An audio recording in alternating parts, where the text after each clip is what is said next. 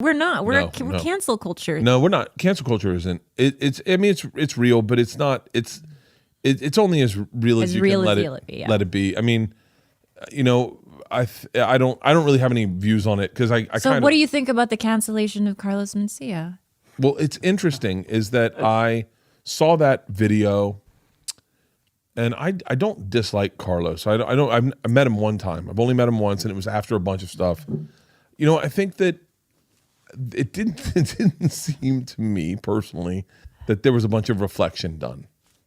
Mm-hmm. I mean, like in watching it, it just seemed, and like I said, I should preface this, I only saw it like 10 times. No, I'm kidding. I only saw it once. I only watched it once. Yeah. And it just seemed like like he seemed to be saying two things at the same time at times. Where he was like, I never did that, but I've already apologized to them for doing that. And I was at times, and I was like, and that's where, and I think that's where I land with Bobby is that when you're someone who overshares, you tell everyone everything about everything you've done. You put your dirt on the table, and then you're accountable for that dirt.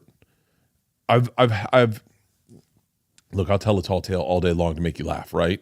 I'm gonna like. But that's the thing with tall tales. That's Bobby's problem. I'm like, look, sweetie, you can overshare. Yeah. But the problem with him is that he is an exaggerator and he embellishes everything. Yeah, but that's. But look, he'll take what should have been just a regular, like, benign story of like being a young guy. But then he will just put all the fucking nasty bells and whistles on there. So now it's a cancelable story. And I'm like, you cannot be doing that. Yeah. That's, well, you can't do that. But I think that's also, this is way oversharing, but I think that is the people that he was around at the time. Yeah.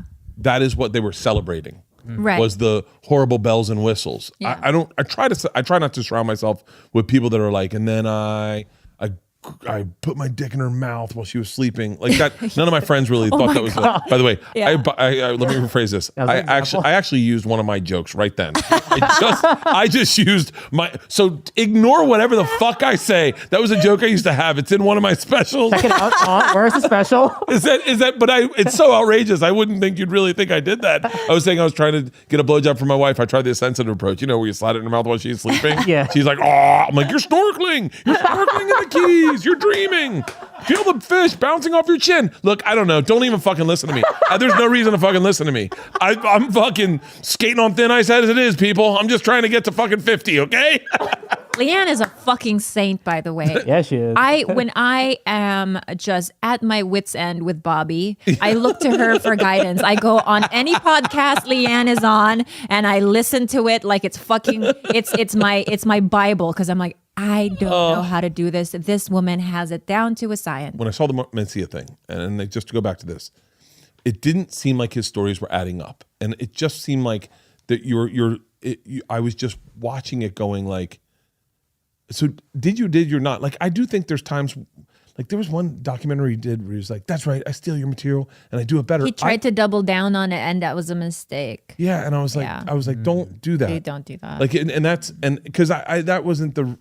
No one in our. I was particularly frustrated that episode because I think it was you guys did a great job. I think I did. I beat myself up after that because I was like, wait a second, like I've met the man outside of here, you know, I've met his family and I see how he is, and he is a sweet, sweet guy. So I think that coming into it, my expectation was that he was just going to be like, you know what? Like, it's been 14 years. Like, if I did it, fuck, what a mistake. Like, I really thought that there's a way out of this. There is a redemption story here. Here's what we wanted. I'll tell you what, as a comic, what I wanted to hear. And by the way, there is a redemption story out of this, because I'd never have disliked Carlos. Yeah, I've met him one time. That's it. Yeah, I disliked his practice of business. I personally didn't trust it to be in the room with it. I think it's hard to do. I mean, even in saying, here's what I think he should do, I think it's hard to do because he would have had to say, you know, let's talk about that Ari joke, for example. Mm-hmm. And he goes, yeah, I saw him do it. But if he had said, and I'm not saying this is the right thing, I'm saying this is what I didn't hear, was I saw him do that, but I had already had the thought a week before, and but I hadn't done it and I didn't do it his way. I did it my way. And you guys got to understand, a lot of people like if he tried to talk about the actual, a couple bits that made sense. One thing he's done very well is, and I don't think he did this on purpose, was talk about how unkind he was to younger comics and how he wanted to bury people and how he wanted to, but like, I think some of the stuff that Joe has brought up, and Joe doesn't talk about this at all, not to me personally. I want to be very clear. I have not talked to Joe about Carlos Mencia. If someone's going to pull up a clip of me and Joe's podcast. 15 times you talked to him about it. Fucking 15. But I'm saying, like, personally, we don't text back and forth about Mencia. Right, I didn't text him a clip of, did you see him on Tiger Belly? Yeah. Like, that just didn't happen.